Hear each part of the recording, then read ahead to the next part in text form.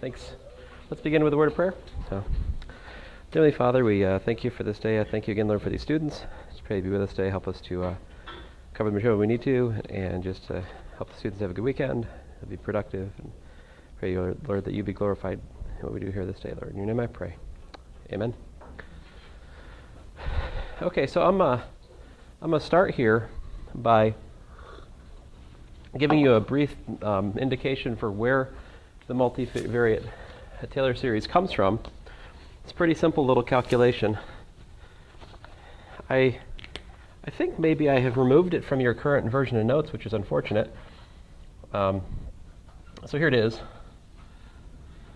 Oh man, where's that thing? So let g of t equal to f of a plus th1 comma b plus t times h2. So this is for a given, a, b, h1, and h2. These are all fixed constants here. Now, an f is a given differentiable function of two variables. So you see what we have here is a function of one variable, right? And what else do we have? Well, g of 0 is what?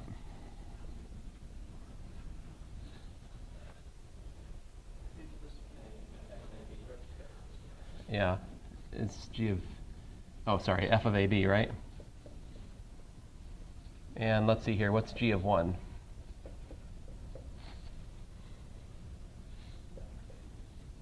Yeah, a plus h1, b plus h2.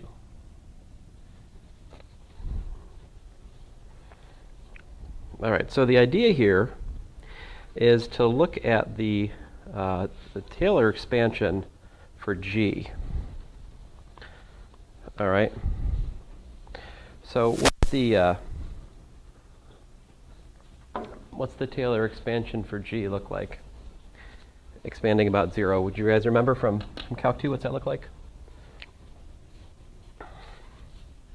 G of t, right, is something like g of 0 plus g prime of 0 times t plus 1/2 g prime prime of 0 times t squared plus dot dot dot, right?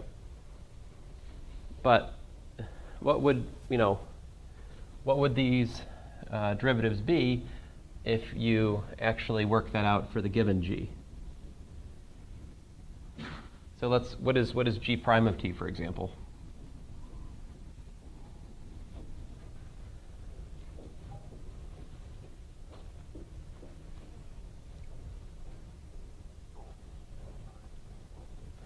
Right, if you don't mind, I'm going to call this whole thing alpha. I'm going to call this whole thing beta, so I save myself some writing. So first of all, it would be, it is d dt of f of alpha beta, right? Which is by definition, not definition, by the chain rule, that's the gradient of f evaluated at alpha beta times what?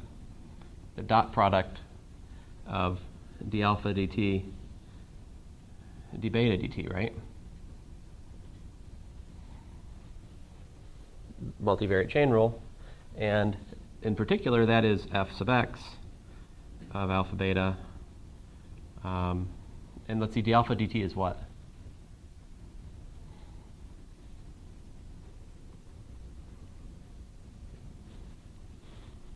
Just h1, right? D beta dt is what? Just h2, see? Differentiate that. So what do I get? I get fx alpha beta 1, alpha beta h1, plus f sub y at alpha beta h2.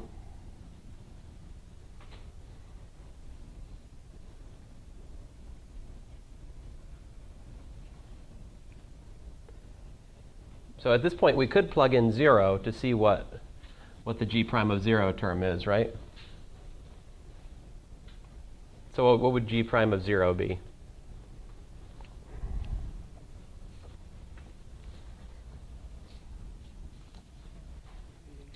So I'll collect our results over here. G of t is equal to g of 0, which is f of ab, plus what? Plus t times g prime of 0 is what? Fx at what? Yeah. Alpha, yeah, ab, right? Plus what? Plus fy. Sorry, times what? h1 plus fy, ab times h2, all of that times what? Times t, right? That's g prime of 0. Okay, so I want to find what's g prime prime of 0. What's that going to give me? Well, g prime prime of t first, right? So if I differentiate that, h1 and h2 are constants, right? But alpha and beta are functions of time. So on each one of these, I have to use the chain rule again, right? So I get the gradient of f sub x at the point alpha beta. Let me just pull the h1 out. h1 is just a constant. I'll pull it out front. h1, gradient of fx, alpha beta, dot what? Dot the derivative of the inside function, but we already learned that d alpha dt comma d beta dt is what? It's the same calculation we just did. So this, we already know what that works out to. That's h1 comma h2.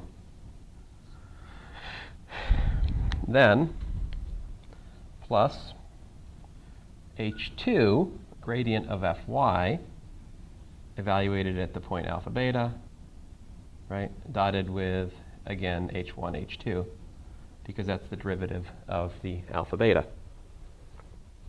So then what? Work it out. What does this give us? This gives us, see here, it gives us h1 squared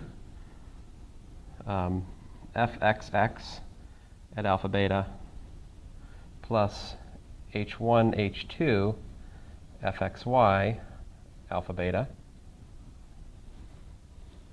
And then over here we get plus h2 h1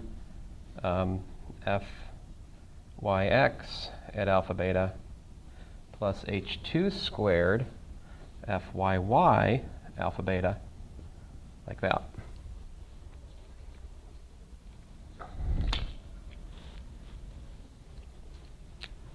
So what do we get?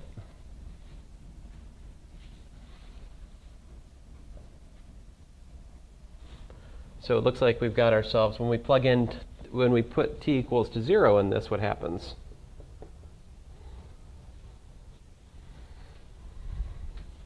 The alpha and beta become AB. We get, fxx at AB h1 squared. And you see we get 2 because these derivatives commute, right? We get this one and we get that one, but those are the same values, right? So I get twice of the mixed derivative term, twice fxy at AB plus fyy at A comma B quantity.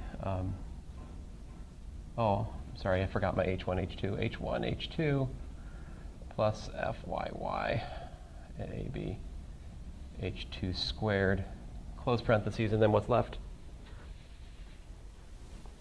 Yeah, the t squared.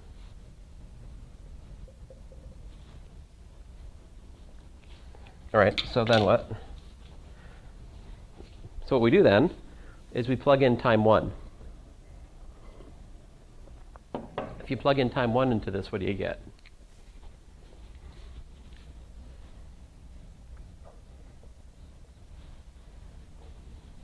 F of a plus h1 comma a plus h2 is equal to f of a comma b plus fx at a comma b h1 plus fy at a comma b h2 plus 1/2 quantity fxx at a comma b h1 squared plus twice fxy h1 h2 at the point a comma b h1 h2 plus fyy at the point a comma b h2 squared, close parentheses, and then so forth and so on.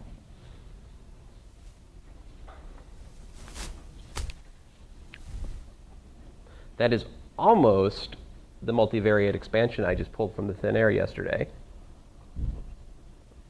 One last step to make it have the form I quoted to you yesterday. We just have to make a substitution. Let you guys catch up.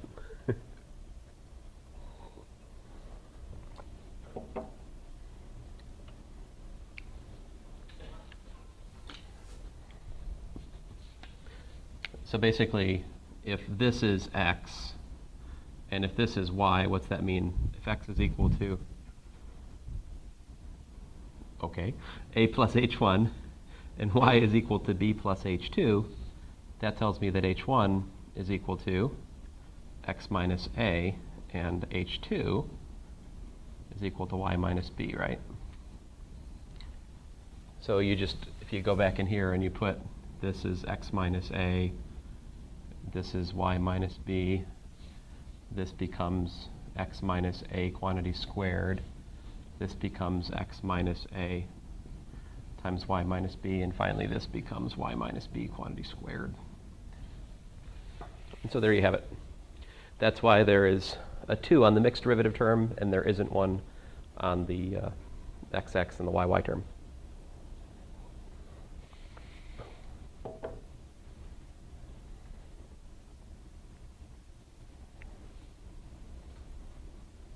We good? No? Okay.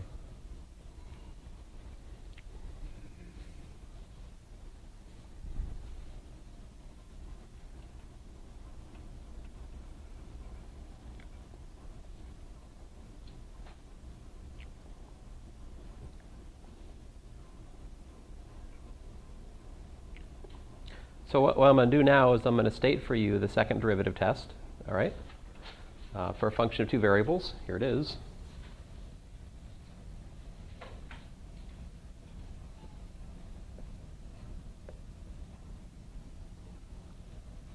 So given function of two variables, f, x, y, such that the gradient of f at some point p is equal to 0,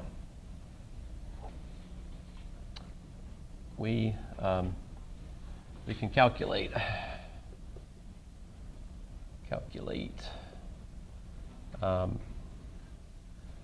d, which is equal to fxx fyy minus fxy squared, and determine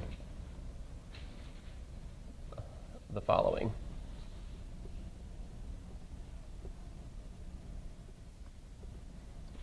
Number 1, number 2, number 3. 3 cases here. Number 1, if this big D at the point P is greater than 0, all right. Well, I'll tell you, I'm going to start out with this case actually. If it's less than 0, then f of P is neither max nor min. It's a saddle point.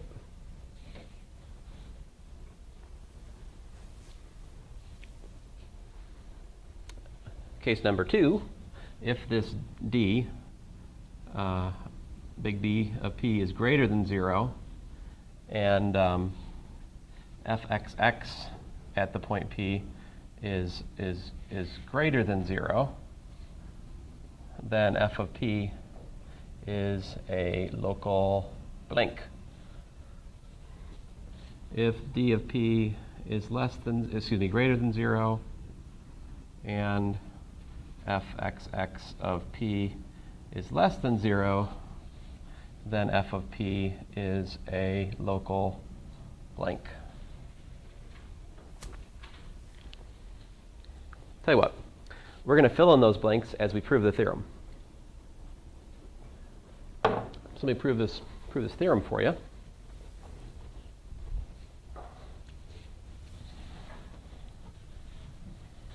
I won't actually give you an entirely, I won't give you a rigorous proof for this, really. I expect there's something in your textbook, but the proof I'm going to give you borrows from linear algebra, and the proof I'm going to give you, well, I think it generalizes nicely and gives you some kind of sense of where it's coming from. So here's the proof. So we have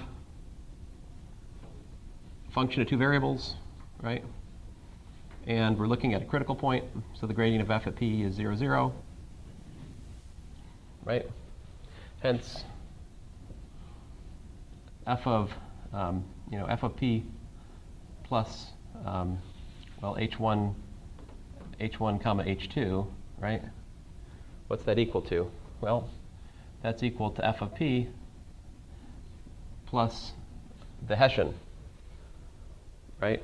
And so the Hessian term we just derived over here, this thing right here, but it's convenient to rewrite that as a matrix expression. So what it is it's it's h1 comma h2 times this matrix fxx at the point P, fxy at the point P, fxy at the point P, fyy at the point P, and then again times the h1, h2 vector.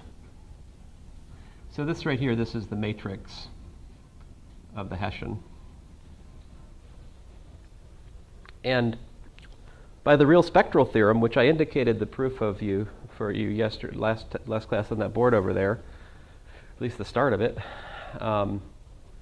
this expression, right, this whole thing, if you look at a little circle centered around the critical point, it's going to be minimized or maximized in the eigenvector directions.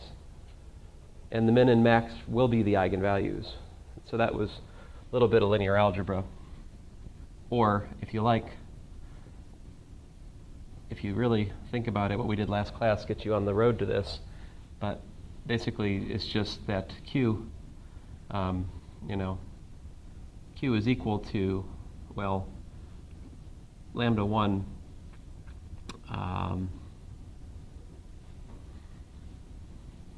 y1 squared plus lambda 2 y2 squared, where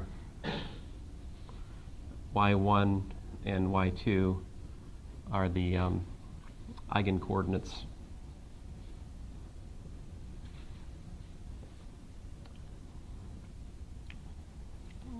And I explain in more detail what that is in linear algebra, but just you have to trust me that as there is a change of coordinates, you can rotate into the y1 and y2 direction. In that direction, the formula for Q just becomes this, where lambda 1 and lambda 2 are the eigenvalues.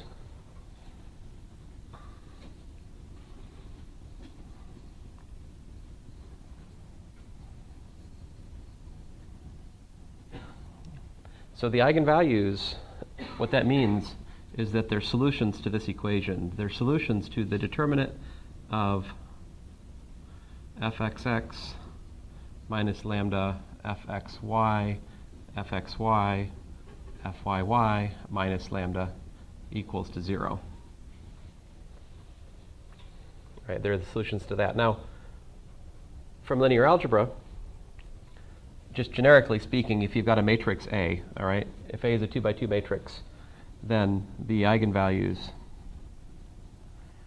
are related to the matrix in the following way. So if A is equal to A, B, C, D, all right, there's a couple of really nice formulas for a 2 by 2 matrix eigenvalues. I mean, these formulas are general, but they're especially useful in the 2 by 2 case.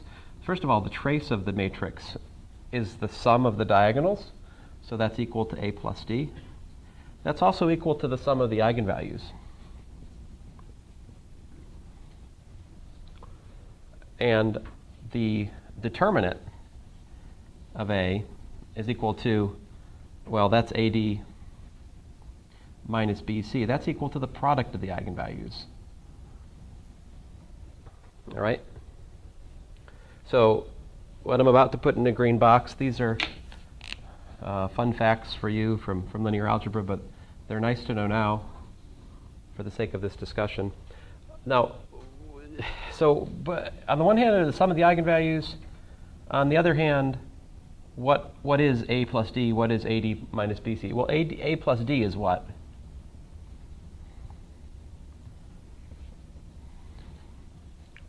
I guess I should keep in mind here that this A would be like, essentially I'm talking about A being the Q. So don't look at this to find the trace. Look at this up here. What's the trace is this plus that. So it's fxx plus fyy. And what's the determinant? Well, the determinant is this times that minus that times that. Well, the determinant is exactly the big D.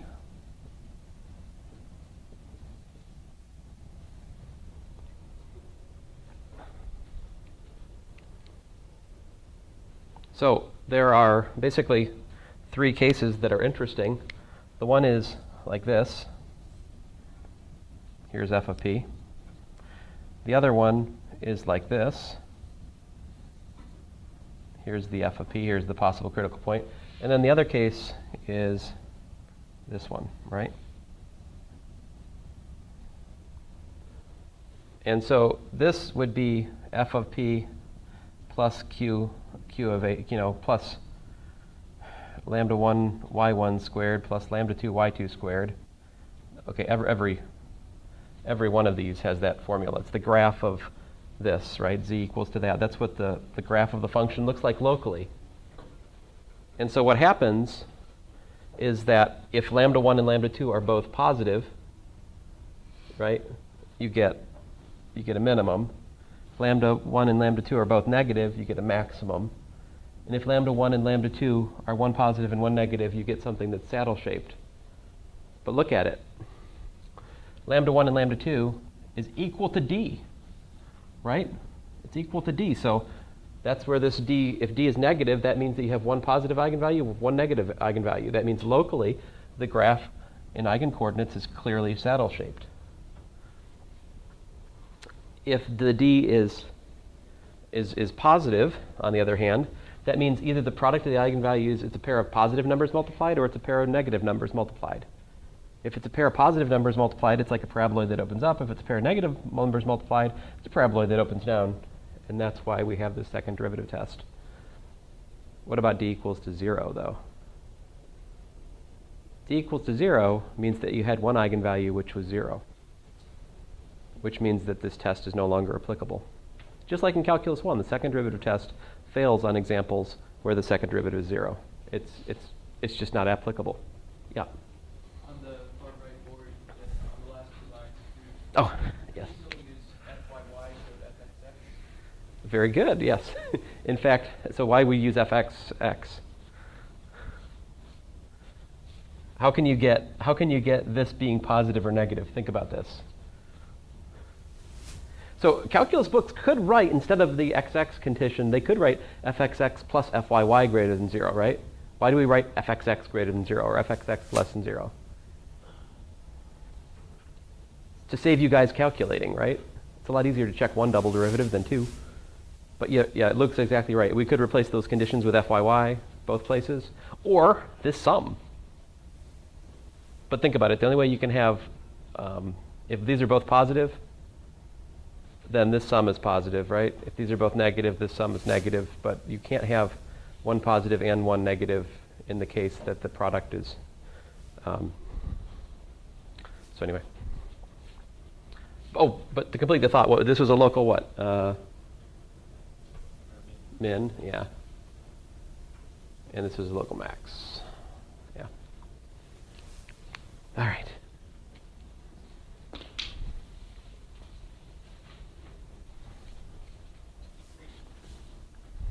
Should we look at some examples?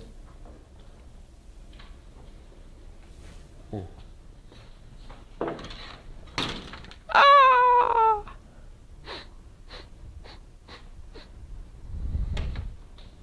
Sadness.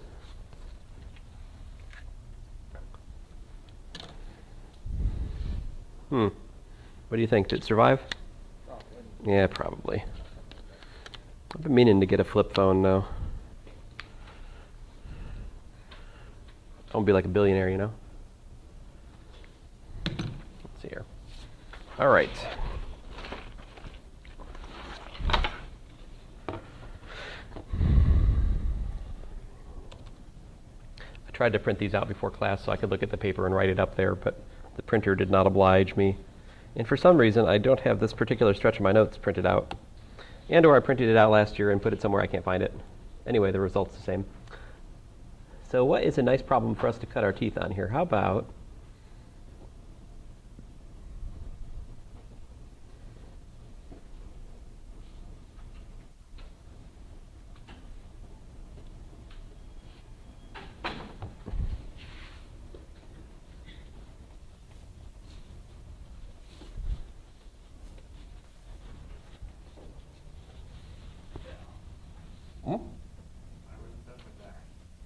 But I haven't, okay, well, I haven't gotten to the, we're okay, right? No, you were up there?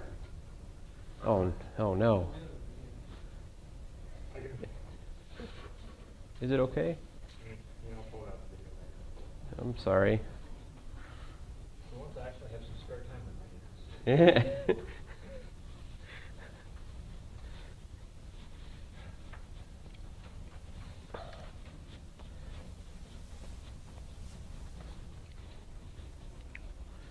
It's probably for the best. It's more important to understand these details, actually. All right, so here we go. Here's an example. Oh no, I did a replace of greater than by Langle. I mean, there's an unfortunate typo. I guess it's not too unfortunate, but whatever. Here's one. So f of xy equal to x squared plus 2xy plus 2y squared. And what we want to do is try to find any local extremum and use the second derivative test to see whether it's min, max, or whatever. So what we do. First order of business, find the critical points, right? How do you do that? Gradient of f is what? So by the way, what's our goal? Find any local extrema. But more generally, we're trying to classify the critical points, right? Min, max, saddle. So we got what? We got 2x plus 2y, comma 2y plus, looks like 4y.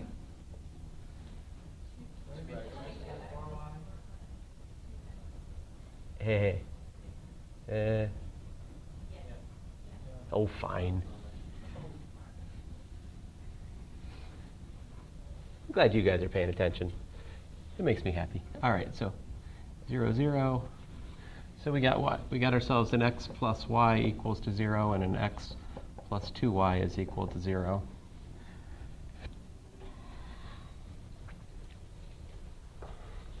I divided by 2.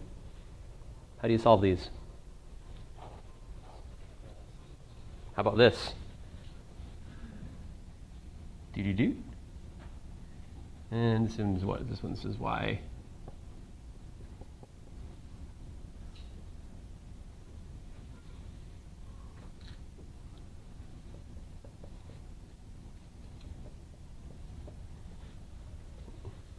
I mean, these are lines. They intersect at the origin. That's the only solution.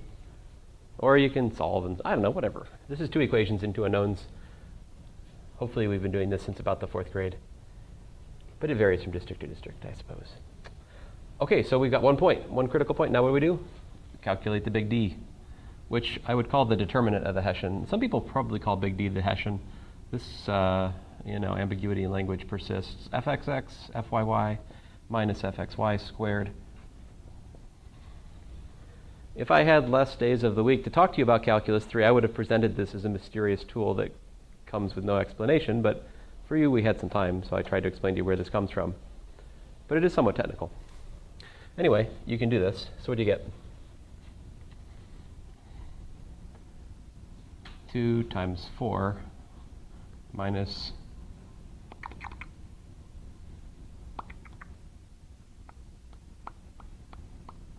4. 2 squared, right? Yeah. Which is what? Did I do that? Or do you disagree? Oh, excuse me.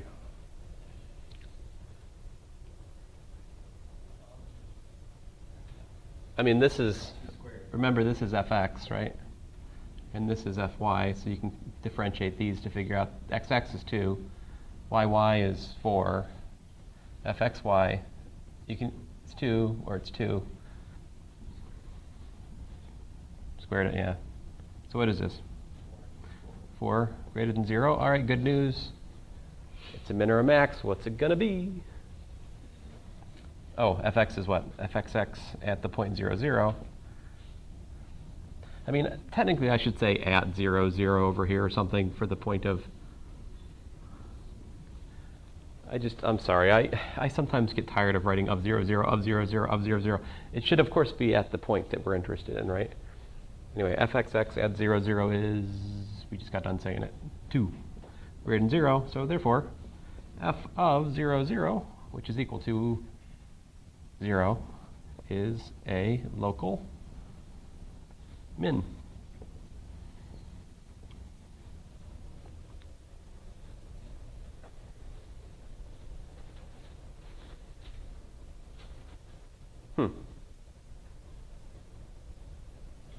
Okay. Shall we work another? Let me try to find something a little bit more snazzy. How about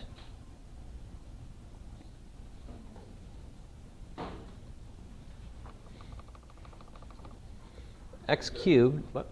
How did you get the fxy squared? fxy is 2, and then I got to square it. So you can either differentiate this with respect to y, get 2, or differentiate this with respect to x, get 2. You have several options. Actually, the fact that you can go 2 ways will come in handy on some problems. Yes. Because one way will be completely nasty, and the other is like 2 seconds of time. Yes. I haven't graded your test yet, but I can only anticipate such truth is found in the hyperbolic problem. One way of those you can actually integrate. The other way, I don't know. Anyway, I shouldn't say too much until I grade it. I may be rubbing too much salt into too many wounds. Let's see here. Oh. So I was just trying to remember this. X cubed minus 12xy plus 8y cubed. I already forgot it. X cubed minus 12xy plus 8y cubed. Do I get it? Let's find the local extrema if we can. Okay, so what do we do? Excuse me, gradient. Golly, gradient of f. This time, 3x squared minus 12y, comma, minus 12x plus 24y squared.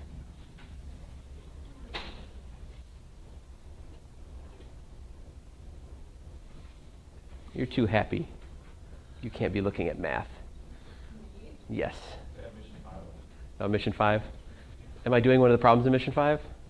No, he magically moved my mouse exited out of the whole thing. Oh. Hey, that makes me happy too. Let's see here. So we got, do you guys agree? Because I really don't want to do work on it if I made a mistake. That's why it's good to work with a friend on these kinds of problems. Trust but verify. All right, so we need 3x squared minus 12y equals to 0, and minus 12x plus 24y squared equals to 0. Those are, all right, so let's see, let's clean that up a little bit. This is x squared minus 4y and equals to 0. And this is x minus 2y squared equals to 0.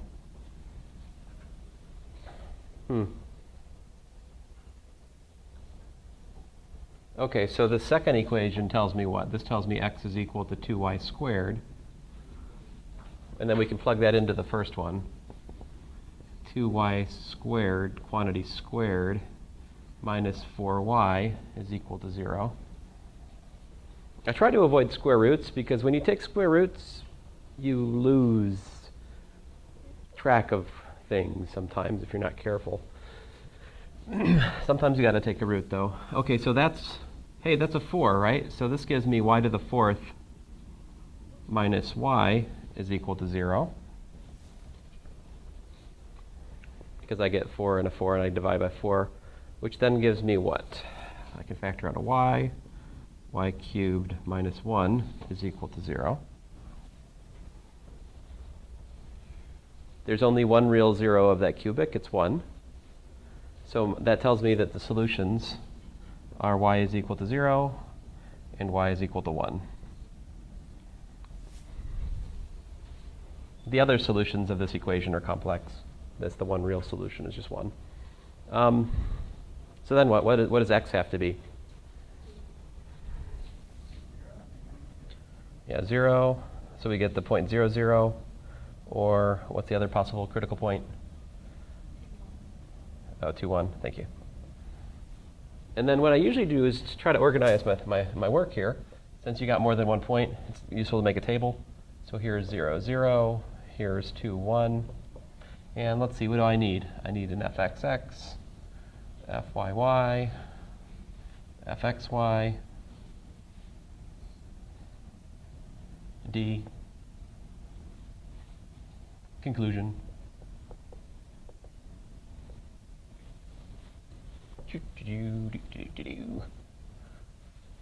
So let's see here.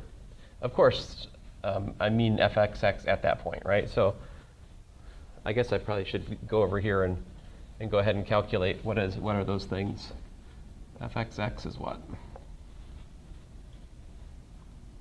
6x. fxy is what?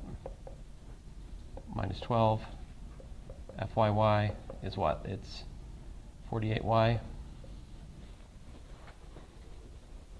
Agree, disagree?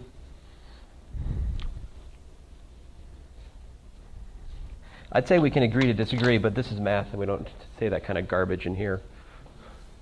It's either right or wrong. Sorry. No such luxury. Well, it's going to have right. No. I mean, there are nuances in math. We can talk about whether a proof is right or wrong, and that's in the eye of the beholder. The proof that a professional mathematician gives another mathematician is not the same proof that that professional mathematician should give a high schooler, right? Audience very much matters for proofs, because the point of proofs is to try to convince people of things being true. So you can argue that the proof I gave you today was wrong. But maybe any proof I try to give you is wrong because you're not interested in a proof. You see, you have to have a willing audience to make the question meaningful. I don't know. You only know yourself, your heart. I just show you because I think some of you might care. But I could be wrong. Oh, yes, let's talking about philosophy. So this is what? Do you guys agree with these? Yeah. So we've got what? Put x equal to, we get 0, 12, yeah.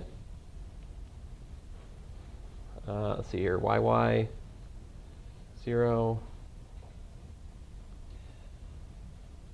48, xy, well, that's easy. D, oh.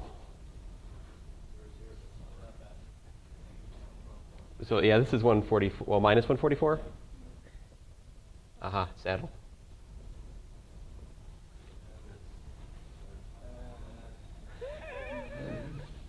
Well, this, I mean, the number doesn't really matter so much as the conclusion, right? So this is equal to 48 squared, which is greater than 0, right?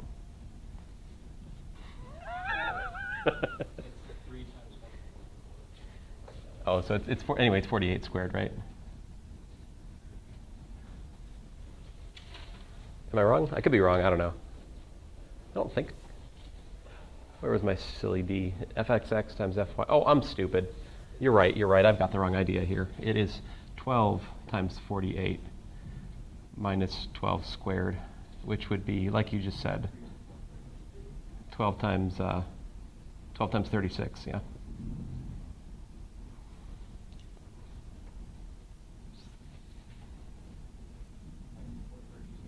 Yeah, I think, yeah, 432, yeah. Yeah, right, thank you.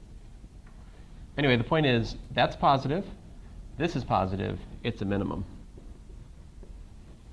Right. In particular, f of 2, 1, which is equal to what? 8 minus 12 times 2 times 1 plus 8, which is what? 16 minus 24. Minus 8, you say? Minus 8. This is a local minimum for f. Right. Yep.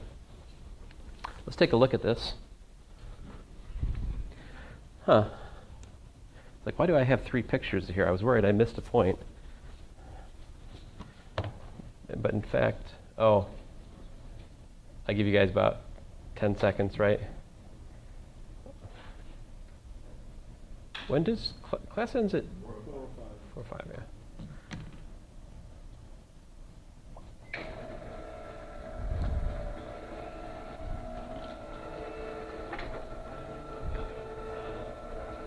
D was less than 0. Case 1 in my current numbering, which might not match the numbering in my notes.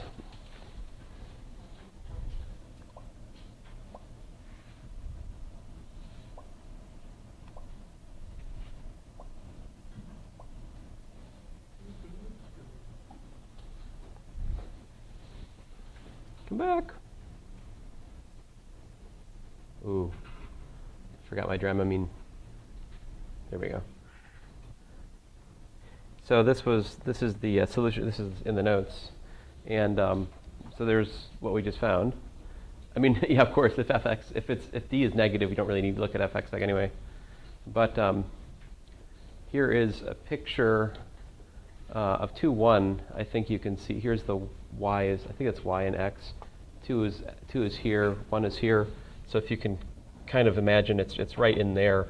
There's just like a little valley, and then the 0, 0 is there's 0 here, and oh man, it's rough today up here. I don't know. When I get focused on that, that's not cool. I mean, it's not so bad in some of my other classes where they're like showing a PowerPoint where the font is like 2 or 3 times that size. Yeah.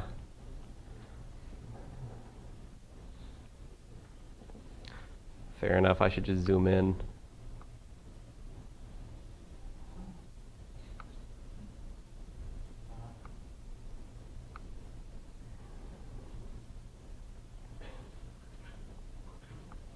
So this one, here's the 0, here's the other 0. So that's in here somewhere. You can see it's dropping off one way, it's going up another way, and that's why why it's a saddle point. But I mean, this is actually a really great example, because if you looked at the graph of this, even if you had a multivariate graphing utility at present, it would take you a fair amount of work to really figure out that 0, 0 was a saddle and that 2, 1 was a min just from looking at it. It's subtle that 2, 1's a minimum in this one. Of course, if you actually took values close to the point, right? If you probed a circle of values, like small, like just take like a little unit circle, not unit circle, say take a circle of like radius 0.1 or something, and you like probed, I don't know, 8 values around the point or something, I bet you could figure out what's minimum and what's maximum from some sort of simple numerical test like that if you wanted to. And it'd be fine as long as you weren't getting examples from some mathematician who was trying to show you the hubris of your method. All right. Here's a more interesting example. If we find the critical points of this function, 2x minus x squared times 2y minus y squared, then when you look at the gradient equal to 0, you get more cases, right? Maybe you have some problems like that in your homework that are more interesting. So you get a bunch of critical points, and then the story remains the same. You calculate this big D, you plug in the critical points, and then you use the second derivative test, and you can tell which one's minimum and which one's maximum. So this one has 5 critical points, and you get D negative for 4 of them, D positive for that first one, and fxx is negative, which means it's the maximum. And here's why. The 4 saddles are here, here, here, and here, and in the middle you have a local maximum. Isn't that cool? What's that? What kind of horse is it? It could, I don't know, is there some kind of, it's a quadcopter. Ah, what? Oh no, what did I just do? Ah!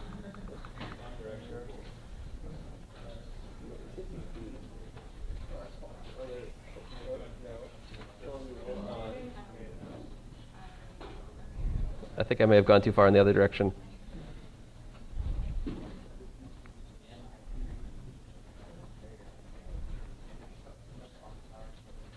I ask a question about the homework? Sure.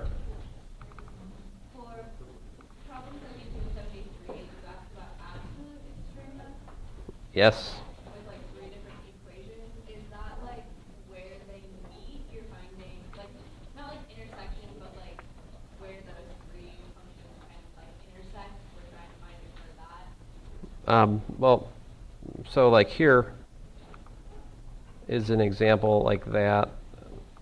Here I have x to the 4th plus y to the 4th minus 4xy plus 1, and I'm looking at the disk, the half disk, radius 2 and y positive, right?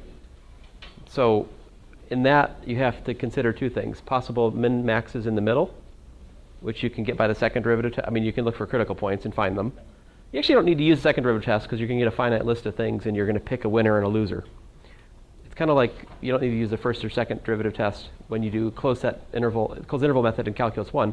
You find the critical points and you check the boundary points, and then you look at the list, you pick a winner. Same thing here.